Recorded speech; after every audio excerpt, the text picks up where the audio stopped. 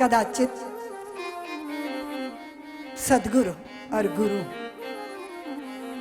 बहुत अद्भुत सी बात है कि जीवन में आपको मार्गदर्शन की जब जरूरत पड़ती है तो कोई ऐसा जो बाह पकड़ ले, हाथ गह ले और उसका कहना हमारे चित्त में बैठ जाए। कौन है वो सद्गुरु है, वो गुरु है। और कदाचित कभी हमारा मित्र भी हमारा गुरु हो सकता है और कभी हमारा पुत्र भी हमारा गुरु हो सकता है। पति के बारे में तो मुझे भरोसा नहीं है, क्योंकि पति अगर शंकर जैसे भी गुरु हो ना, तो पत्नी की समझ में आने वाली बात, सीता सती को कभी जमी नहीं भगवान की बात, सारे जगत के जो गुरु हैं। और दूसरी बात भी है कि जब आपकी बहुत नजदीकी हो जाती है, जैसे प्रॉपर डिस्टेंस नहीं रहता ना, तो भी बात गड़बड़ हो जाती है। अगर आप अपने गुरुजन से भी बहुत ज्यादा नजदीक, उनकी हर गतिविधि का आकलन करते रहोगे ना, तो आपकी श्रद्धा शिथिल होना शुरू हो जाएगी। इसलिए बहुत बार चेले गुरुओं की खोपड़ी पे तबला बजाना शुरू कर देते हैं। और अगर आपकी दृष्टि में गुरुओं में भी कुछ गड़बड़, कुछ कमियां दिखाई देने लग गई, तो इसका मतलब अब शिष्य आप रहे नहीं, अब ये शिष्य होने की विधा है नहीं। और देखो, गुरुओं के पास ज्यादा देर टिकना चाहिए भी नहीं। जैसे भगवान को प्रणाम करो, चलते बनो, नहीं तो वहीं पैर पसार लोगे, वहीं अखबार पढ़ने लग जाओगे, दुनिया भर की बातें करना शुरू कर दोगे, क्योंकि फिर लिहाज नहीं रह गई ना, संकोच नहीं रह गया। इसलिए कहते हैं कि साधु का पल बहुत कीमती होता है, उनके पलों में हस्तक्षेप नहीं करना चाहिए। जैसे अन्न का कण बहुत कीमती होता है, हमें नहीं पता क्योंकि हमारा पेट भरा है। उन्हें पूछो जो ग्रास के लिए तरस रहे हैं, उनको अन्न की कीमत पता है, उनको पता है ना। जो प्यासे हैं उन्हें पता है कि पहले पानी के पहले घूंट की कीमत क्या होती है। और समय की कीमत उसे समझ में आती है जिसमें स्टेशन के सामने सामने ट्रेन 1 सेकंड में निकल जाती है, तब उसे समय की कीमत पता चलती है। इसलिए पल, कण, अन्न का कण और साधु का क्षण, हाँ, बहुत नजदीकी कल्याण नहीं करती, किसी का भी कल्याण नहीं करती। जहां से जो पाना है वहां से पाइए, लेकिन पाना तो होगा।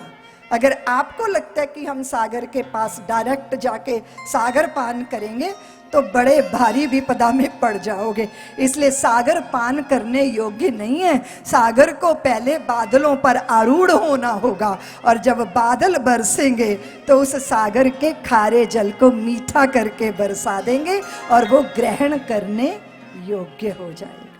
इसलिए सद्गुरु क्या है? सद्गुरु बादल है, बारिश, और श्री हरि सागर है।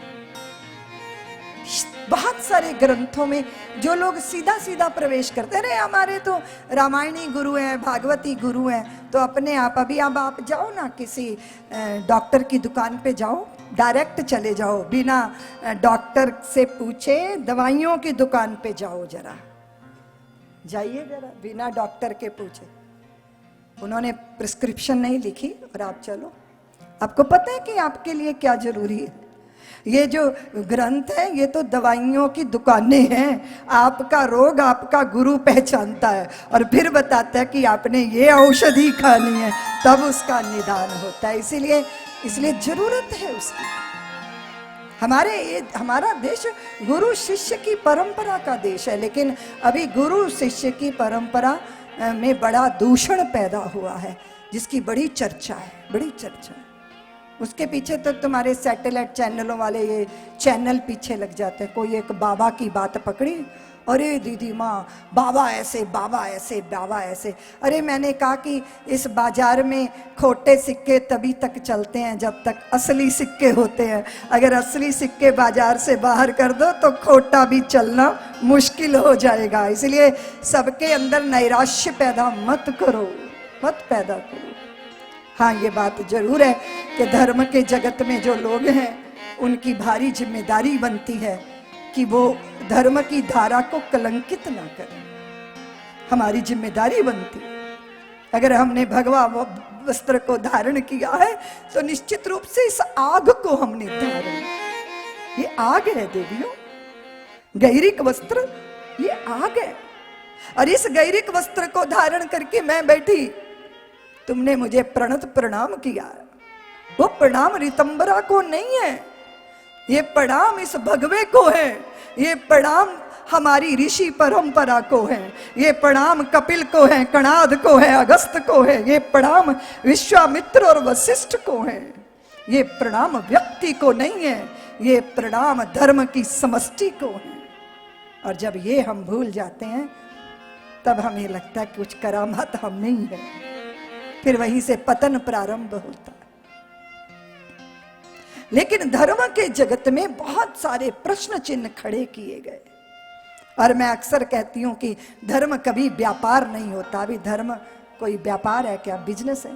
एक जने ने मुझे कहा, दीदी माँ कथा करने आ जाओ, क्या चार्ज करोगी? मैंने कहा, मूर्ख कहीं के, क्या कह रहे हैं? तेरी बैटरी गुल हो गई है, तेरी बैटरी चार्ज करूंगी, बाकी मैं क्या चार्ज करूंगी। पता है लोगों को फलाने की कथा कराएंगे तो इतना धन लगता है, पैकेज। लोगों की भाषा देखो, फोन करते हैं तो कितना पैकेज है, पैकेज बताइए क्या है। भाषा भी कमर्शियल हो गई। लोग कहते हैं कि दीदी माँ वही पनपता है जो प्रोफेशनल हो जाता है। आजकल जो है वो प्रोफेशन का युग है। अब कैसे आप प्रस्तुत करते हो, क्योंकि जो दिखेगा सो बिकेगा। तो मैंने कहा अगर असाधु दिखेगा वो भी पूजेगा, और अगर साधु दिखेगा नहीं तो वो भी पूजेगा।